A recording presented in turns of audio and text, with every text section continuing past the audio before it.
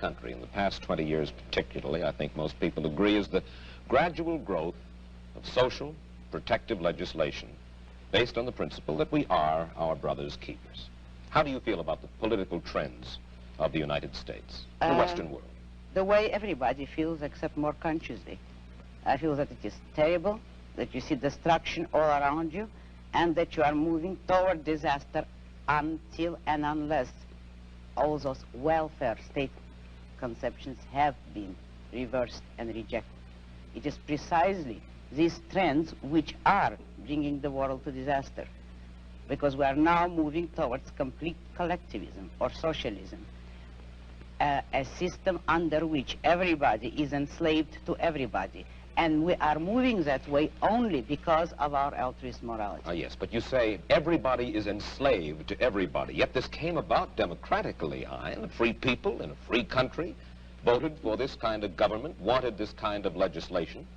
Do you object to the democratic process? I object to the idea that people have the right to vote on everything.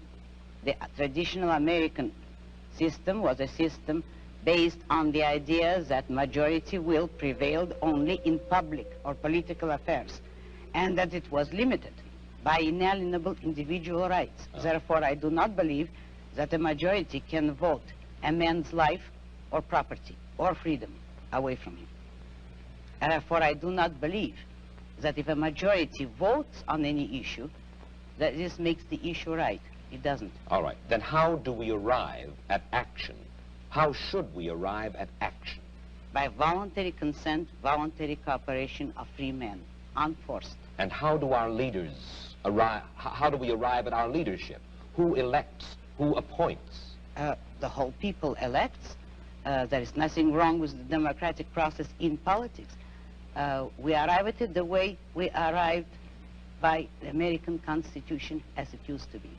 By the constitutional process as we had it, people elect officials, but the powers of those officials, the powers of government are strictly limited. They will have no right to initiate force or compulsion against any citizen except a criminal. Those who have initiated force will be punished by force, and that is the only proper function of government. What we would not permit is the government to initiate force against people who have hurt no one, who have not forced anyone. We would not give the government or the majority or any minority the right to take the life or the property of others. That was the original American system. When you say take the property of others, I imagine that you're talking now about taxes. Yes, I am. And you believe that there should be no right by the government to tax. You believe that there should be no such thing as welfare legislation, unemployment compensation, regulation during times of stress, certain kinds of rent controls and things like that. That's right. I'm opposed to all forms of control. I am for an absolute, laissez-faire, free, unregulated economy. Let me put it briefly. I'm for the separation of state and economics, just as we had separation of state and church, which led to peaceful coexistence among different religions after a period of religious wars. So the same applies to economics. If you separate the government from economics, if you do not regulate production and trade, you will have peaceful cooperation and harmony and justice among men.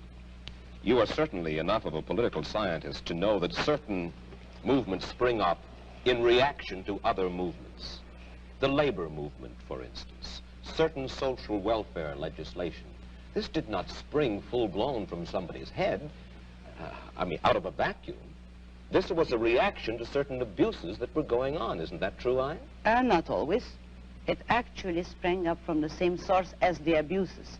If by abuses you mean the legislation, which originally had been established to help industrialists, which was already a breach of complete free enterprise. If then, in reaction, labor leaders get together to initiate legislation to help labor, that is only acting on the same principle, namely, all parties agreeing that it is proper for the state to legislate in favor of one economic group or another. But what I'm saying is that nobody should have the right, neither employers nor employees, to use state compulsion and force. But when you for their own advocate, interests. when you advocate completely unregulated economic life in which every man works for his own profit, you are asking, in a sense, for a devil-take-the-hindmost, dog-eat-dog society, and one of the main reasons for the growth of government controls was to fight the robber barons, to fight laissez-faire, in which the very people whom you admire the most, Ayn,